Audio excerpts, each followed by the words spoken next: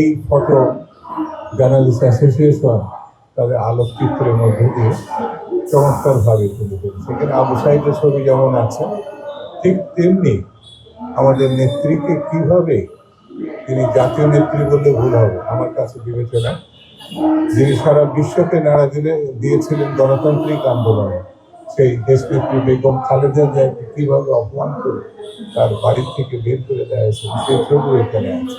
কি পৈশাচিক ভাবে পুলিশ এবং সেই সময় আইন শৃঙ্খলা বাহিনীকে নরক খাতকে পরিণত করা হয়েছে, কতটা ভয়ঙ্কর রূপে তারা সাধারণ মানুষের উপরে, রাজনৈতিক নেতৃবৃন্দ কর্মীদের উপরে আক্রমণ চালিয়েছিল, কত ঘাতক সেই সময় কত মায়ের সন্তানকে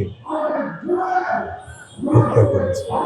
বন্ধুরা, আজকে এই ছবির মধ্য দিয়ে আমরা দেখতে পেলাম আমাদের একটা কঠিন অতীত আছে। সেই কঠিন অতীতে কারা কিভাবে আমাদের উপরে আক্রমণ করেছে, কিভাবে কারা সেটা প্রতিরোধ করেছে, এই ছবির মধ্য দিয়ে আমাদেরকে সতর্ক হতে হবে। এই ছবি যেন আবার ফিরে না আসে। ঠিক তেমনি যারা এই প্রতিরোধ আন্দোলনে ভূমিকা পালন করেছেন দেশে এবং বিদেশে, এই যেমন আমার ডান দিকে আলাল ভাই আছে, মামলা একটা দুটো হতে পারে, কিন্তু 400-500 মামলা হবে গণতন্ত্রের সপক্ষে লড়াই করার জন্য। এটা তো বিশ্বাসযোগ্য না আমাদের পৃথিবীর কোনো জায়গায়। ঠিক তেমনি আমার বাম দিকে সালে ভাই আছে, দেশে না বিদেশেও তারা প্রতিরোধ আন্দোলনকে দেশের আন্দোলনকারীদের চাঙ্গা করার জন্য কিভাবে গড়ে তুলেছিল। এখানে ফটো জার্নালিস্টের সেসব নবীন প্রবীণ নেতৃবৃন্দ আছে, অনেক সাহসিকতার সঙ্গে সেই সময় ছবি ধারণ করা এবং প্রকাশ করা, এটা এই সময় এই মুহূর্তে বোঝা খুব কঠিন হবে। সেই সময় এটা একটা ছবি নিতে গিয়ে তার জীবনও বিপন্ন হতে পারে।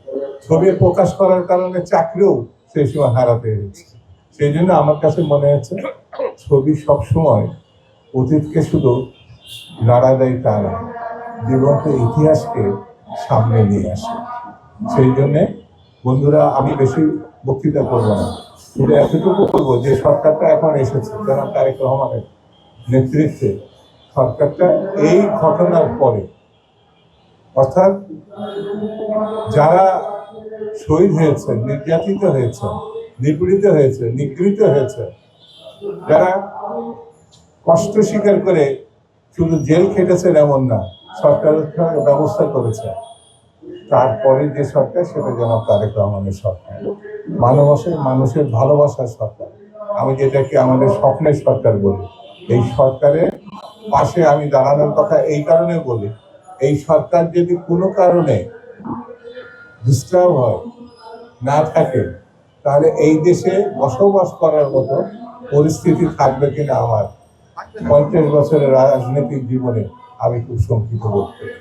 সেই জন্যে সরকারি ত্রুটি থাকতে পারে, ভুল থাকতে পারে, সেগুলো আমরা সবাই মিলে ঠিক করার জন্যে তার পাশে গিয়ে দাঁড়াবো। কিন্তু যদি বিশৃঙ্খলাকারী, আপনারা লক্ষ্য করেছেন যে সারা দেশে একটা মহল বিশেষ নানান কায়দায় নানান ভাষায়, অপপ্রচার বললে ভুল হবে, এরা 71-এর মুক্তিযুদ্ধের সময় মুক্তিযুদ্ধকে কলঙ্কিত করার চেষ্টা করেছে। মুক্তিযুদ্ধের পক্ষে তো যায় নাই, স্বাধীনতা যুদ্ধের পক্ষে তো যায় নাই, এরা বরঞ্চ সেই স্বাধীনতা যুদ্ধকে ঠেকানোর চেষ্টা করেছে।